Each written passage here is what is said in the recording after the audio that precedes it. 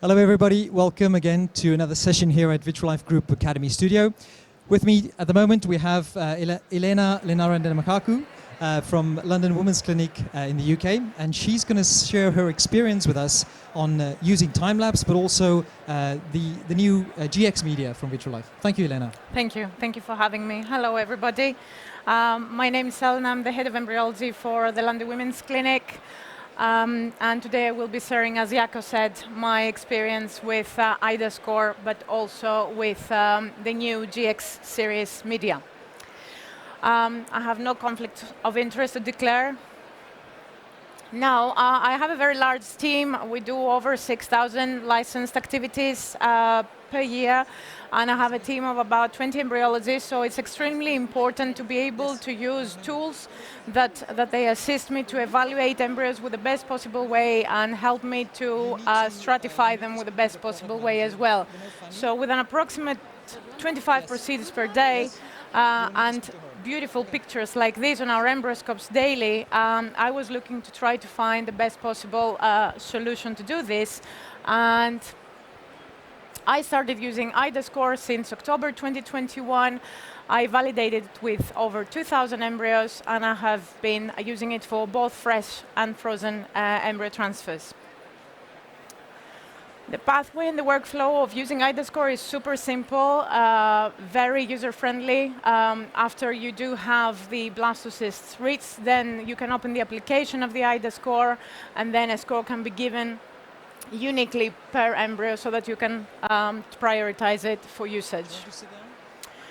I mainly looked at clinical pregnancy rate per embryo transferred, and I did a comparison between before using the IDA and after, and I did this for fresh and frozen embryos. The overall findings was super easy to use, user-friendly, fast and reliable scoring. It definitely did assist us, and we have found a 97% consistency between the iDAScore and the embryology assessment. And it definitely did save us time so that we can focus on other embryology duties and patient care. So the initial validation showed that there was statistically significant difference for both fresh and frozen embryo transfers. It's extremely important to say here that there was, in the period before using IDA, I was not using any other AI tool, and the previous team was not using morphokinetic analysis as such. Therefore, there is a possibility that just the morphokinetic analysis together with iDAScore does make the difference. So post-validation and the happiness of myself and the team, I am now going to be sharing with you the post-validation period, where we looked at 7,241 embryos, 1,962 of them were fresh, and the remaining were frozen. Again, the outcome, clinical pregnancy per embryo transferred. And as you can see here, the statistical significant difference remained, where we have 30% clinical pregnancy per embryo transferred before iDAScore and 36% afterwards. And a similar situation we have for the frozen transfers, where we have, again, statistical significant difference for before and after. And here I put it in a more of a visual way so that you can see the difference. While I was using iDAScore, I was also using the Vitrolife media throughout, so GIVF, GTL, GMOPS Plus, and Embryo Glue for my transfer. But then, since I've heard about the triple action of the antioxidants released, then I moved into the GX series in November 2023. So the first thing I did, I looked at the last 4 months of the data so that I can see how this antioxidant action might affect my results and my KPIs. I could see no difference in fertilization or blastocyst development, but I did see a jump in the ESHRE rates, which to me made me really happy, and I would like to dip further.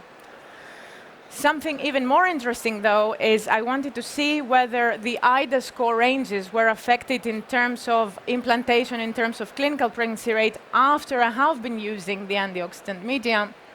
And I was very pleased to see that there was not much difference for the lowest viability embryos and the highest, but there was a boost for the middle ranges where perhaps embryos needed this extra assistance.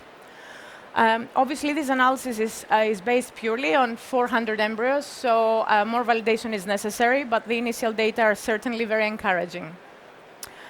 And if I put together a little journey with the Vitrolife and the G and the GX series, stratified by age, I could see a massive jump at the younger age, where I went from 44 to 49 to 65%, and 38 to 39, and 4 to 42, and the 43 plus.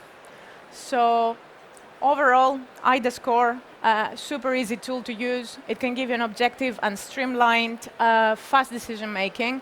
It can definitely assist us into make decisions about our embryos and the utilization of them.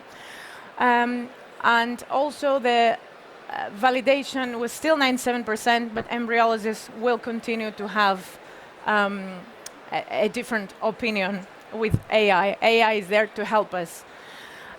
So GX series media showed birth to fertilization with ICSI, but equivalent KPIs with G series. But it did show a significant improvement in clinical pregnancy rates across all ages. As I said, more data are always necessary for further validation, but the initial data are super, super encouraging, and I'm very happy. Thank you. Elena, thank you very much for that. Thanks. One of the points that you made was about your results with the GX media and that you saw an increase in the ICSI fertilization rates. This is quite interesting because we've seen this before in other studies where they've reported exactly the same thing. Yes. What do you think is the significance of having those additional fertilized oocytes for the patient? I think it's absolutely important to have them because this can help with the utilization and the increase in blastocyst formation later on. Therefore, the more embryos you have, the higher the chance that you can have a better selection for embryos and higher implantation.